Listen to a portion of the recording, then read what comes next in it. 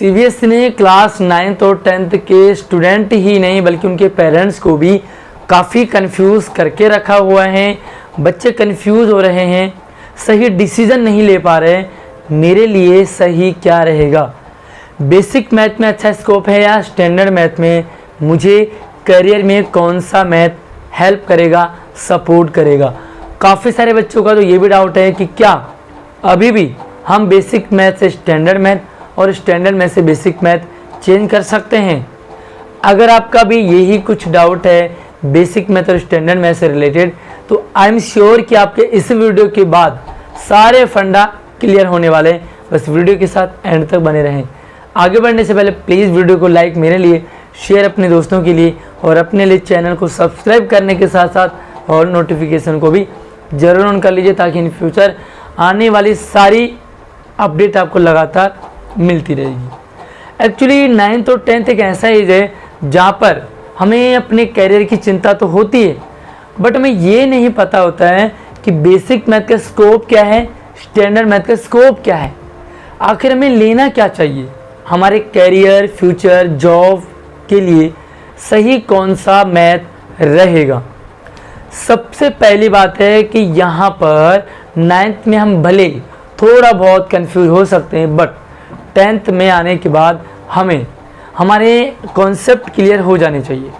आपको लाइफ में करना क्या है, आपको किस फील्ड में जाना है, आपकी रुचि क्या है, आपकी कैपेसिटी क्या है। तो रुचि और कैपेसिटी अगर आपको पता चल जाए तो आप बेसिक मैथ और स्टैंडर्ड मैथ में डिफरेंस कर पाओगे।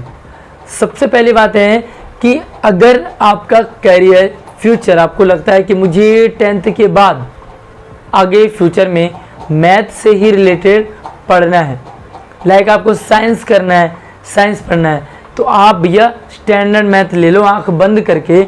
आपको कुछ भी नहीं सोचना है और नहीं कंफ्यूज होना है। अगर आपको विद मैथ चाहिए 10th के बाद, कोई भी आपने सोचा है कि मुझे विद मैथ लेना है, मुझे अकाउंट्स का करना है या मुझे सीए बनना है, तो भी आपको विद मैथ के लिए आपको स्टैंडर्ड मैथ लेना ज़रूरी है। अगर आपको लगता है या आपकी रुचि है मैथ में, आपको मज़ा आता है मैथ्स को करने में, तो आप स्टैंडर्ड मैथ ही लें। आप इसके स्टैंडर्ड के चक्कर में ना रहें, बल्कि अपनी रुचि, कैपेसिटी और फ्यूचर तीनों को आपको देखना है। दूसरी चीज़ है बेसिक मैथ। अगर आपको मैथ से लगता है डर, पहली बात। दूसरी बात, आपको लगता है कि आपका मैथ में कोई रुचि ही नहीं है, डर लगता है क्योंकि रुचि नहीं है, तो रुचि के साथ ही डर हो जाता है।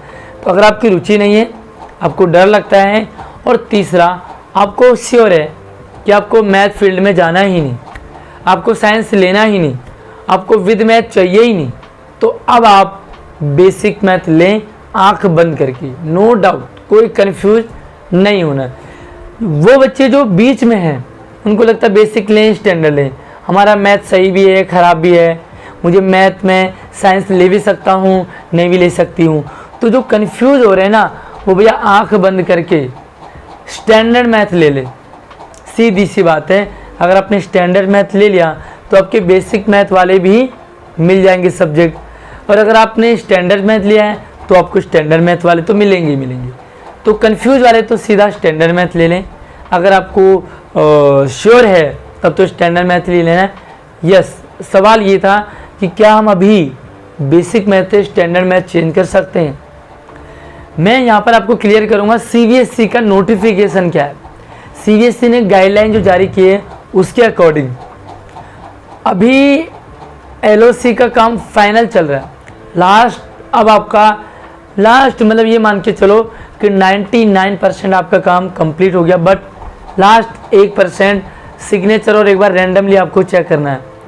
अगर आपका मेजर है, अगर आपको लगता है कि नहीं भाई मुझे चेंज ही करना है, तो आप उस कंडीशन में थोड़ा लंबा प्रोसीजर होगा, लेकिन आप उस कंडीशन में अपना चेंज कर सकते हैं। बट मैं आपको गाइड करूंगा कि अब आपको कंफ्यूज नहीं होना है, जो ले लिया उसे आप लेते रहिए।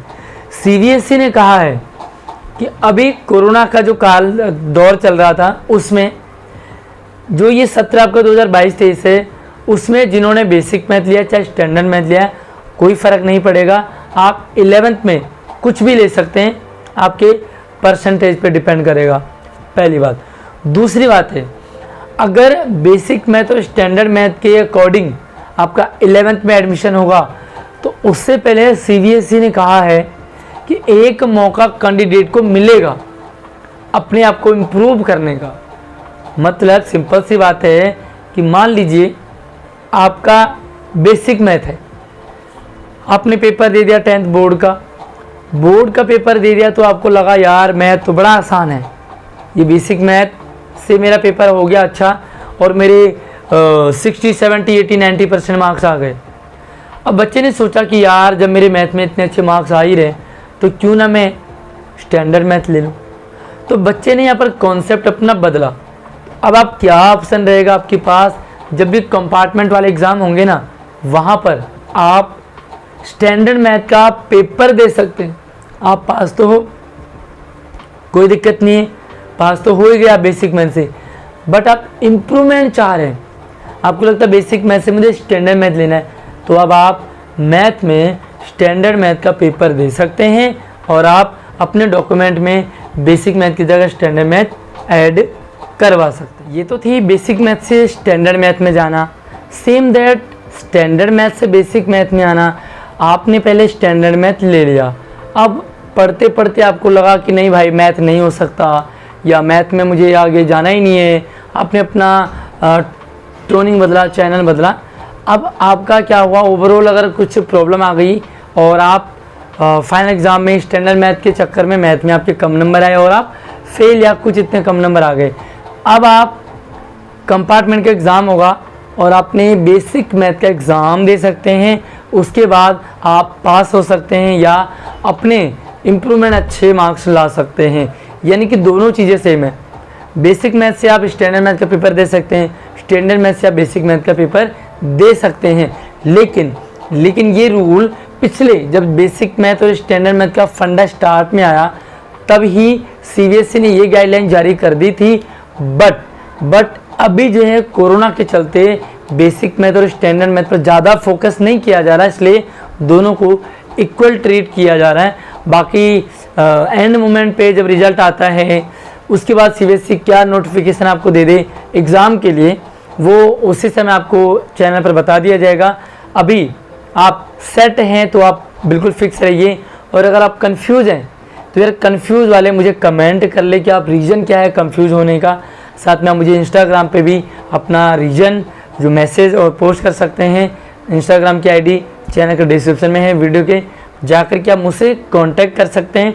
कंफ्यूज नहीं होना है, डाउट नहीं होना है, डिसीज़न आपका है, आपके लिए है, आपका फ्यूचर है, इसलिए ना ही आप टीचर के कहने पर आएँ, ना ही आप पेरेंट्स और फ्रेंड्स के चक्कर में आए।